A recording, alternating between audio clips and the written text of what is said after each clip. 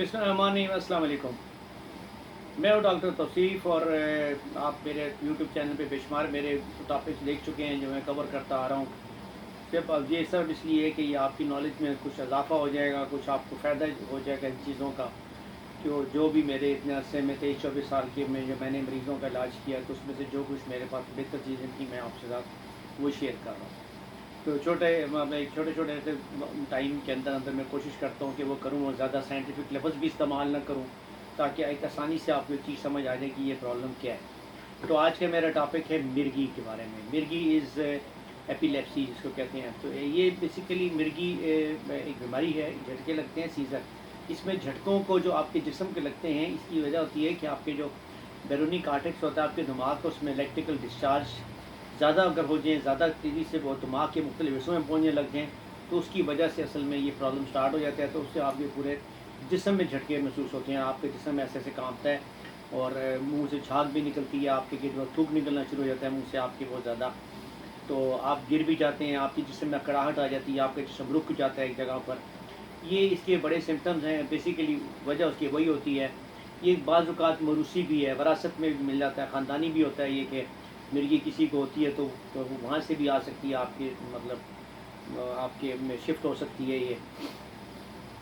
तो ये कहते हैं, ये इसमें एक ख़ास बात जो है वो ये है कि मिर्गी के लिए कि ये जब होती है, आपको दौरा पड़ता है, तो उसमें आपको जो आपके सँभालने वाले हैं ना, उनको आपके ऊपर कोई प्रेशर नहीं डालना चाहिए उस वक़्त।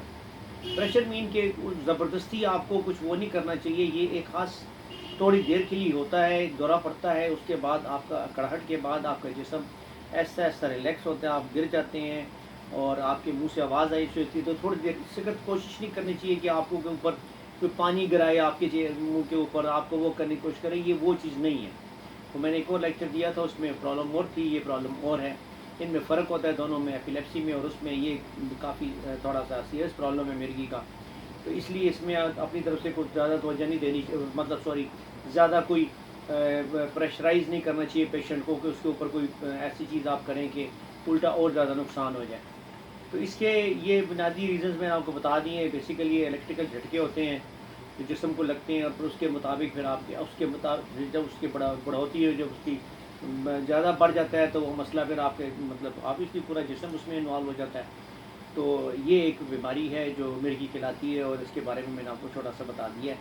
अब इसके बारे में इसके बारे में जो होम्योपैथी जो हमारे लिए आपकी मदद कर सकती है, उसमें जो मैं सबसे पहले बताता हूँ तो मदर टिंचर्स जो इस्तेमाल होते हैं मिर्गी के लिए, तो वो मैं आपको बता देता हूँ, आप लिख लीजिएगा। इसमें सबसे पहले आर्सेनियम। आर्सेनियम एक मदर टिंचर है जो कि अगर आप 5-5 या 7-7 कतरों की सूरत में दें तो ये इमीडिएटली मिर्गी के पेशेंट के ऊपर बहुत अच्छा असर डालता है। फिर है इंडिगो। इंडिगो भी इस्तेमाल होता है एपिलेप्सी के लिए, ये भी मदर टिंचर में आप इस्तेमाल कर सकते हैं इसको। इसके भी 3-3 कतरे या 4-4 कतरे एक बूंद पानी में आप दें पेशेंट को, आहिस्ता-आहिस्ता वक़्त के साथ-साथ ये भी उसको उस प्रॉब्लम से निकाल लेता है। तो थेस्पियम है लेकिन इसमें जो सबसे कामयाब है, मतलब मैंने तो आपको नाम तो बताऊँगा, आर्सेनियम नो डाउट बहुत अच्छा मदर टिंचर है। लेकिन इसमें जो बहुत ही अच्छा जो वो है मदर टिंचर है, वो है ओनंती कोरोकाटा। ओनंती कोरोकाटा ये एक बड़ा ही ज़बरदस्त मदर टिंचर है जो कि इसमें इस्तेमाल होता है और ये मेरे भी इस्तेमाल में होता है। मैंने लोगों को मेरे अपने मरीज़ों को इस्तेमाल कराया ये वाला ओनंती कोरोकाटा। आप भी ये मतलब ज़हन में रख लीजिए और लिख लीजिए, किसी और को हो, अल्लाह करे आप महफूज रहें, या आपको नहीं मैं कह रहा, लेकिन ये एक आप अपने पास ज़रूर सेव कर लीजिएगा। ओनंती कोरोकाटा जो है मदर टिंचर, ये क्यू पोटेंसी में आप दिन में 3 से 4 कतरे, 5 कतरे दिन में 3-4 मरतबा उसको दें। ये आहिस्ता-आहिस्ता अब वो मिर्गी के दौरों को ख़त्म कर देते हैं। फिर इसकी जो मेन मेडिसिन हैं हमारी होम्योपैथी की, जो ज़्यादा कॉमन इस्तेमाल होती हैं इस मिर्गी के लिए, उनमें शामिल है ओपियम। ओपियम 200 पोटेंसी में, लेकिन ये 200 पोटेंसी में है। कार्बोवेज है, सोराइनम एक दवाई है हमारी, वो भी इस्तेमाल होती है, और क्यूप्रोमेट इसमें बड़े अच्छे झटके लगने के लिए।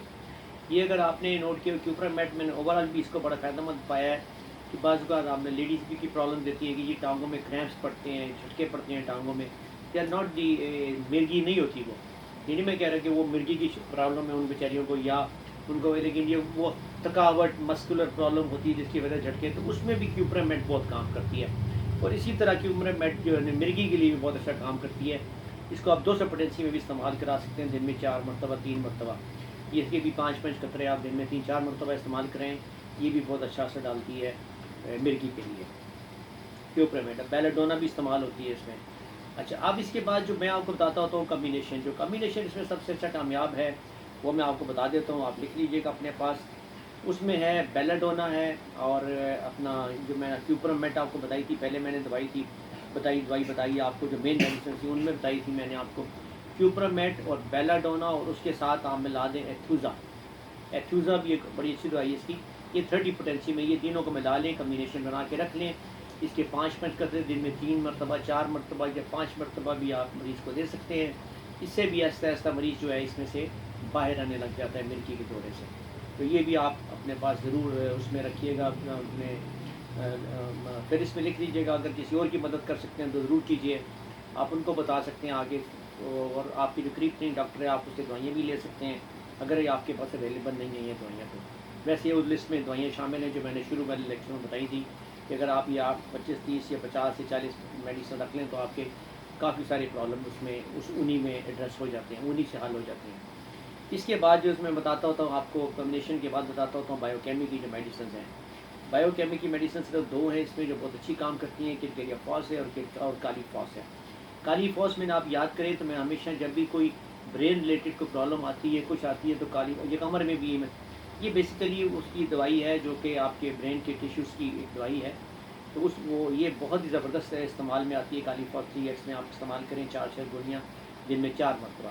یہ ریگولر دیں, کافی عرصہ دیں, اس سے انشاءاللہ تعالیٰ بھی بہت زیادہ جلدی فرق پڑتا ہے اور مرگی بند پیشنٹ جو ہے وہ باہر آ جاتا ہے.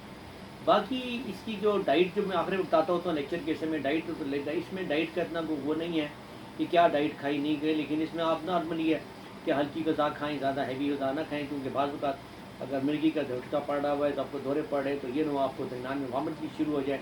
وامٹ اگر آ گئی, اگر آپ کا پیٹ بہت زیادہ بھرا ہوا ہے تو وہ کافی ڈینجرس ثابت ہو سکتی ہے, کیونکہ اس وقت آپ کو پتہ نہیں ہوتا کیا ہو رہا ہے, تو وہاں سے نکل کے آپ کے سانس والی نالی میں بھی جا سکتے ہیں آپ کی خوراک کا کچھ حصہ, تو وہ پھر اور کمپلیکیشن بھی بڑھ جاتی ہے. تو اس لیے ان چند باتوں کا خیال رکھیے, اور ہلکی پھلکی میں رکھیے جس پر پیشنٹ کو یہ پرابلم ہے. اور یہ دوائیاں میں نے آپ کو ساری بتا دی ہیں. کوئی سوال ہو تو آپ مجھے واٹس ایپ کریں, میرے میسیج دیں, میں آپ کو اس کا جواب دوں گا, اس کے بارے میں بتا دوں گا کہ آپ کون سی دوائی ایسی جو زیادہ کام کرے گی. اگر آپ کا کوئی ایسا پرابلم ہے تو آپ مجھ سے ڈسکس کر سکتے ہیں, تو میں انشاءاللہ آپ کو سارا ڈیٹیل بتا دوں گا. تو اگلے لیکچر کے لیے مجھے اجازت دیجیے گا. اللہ حافظ.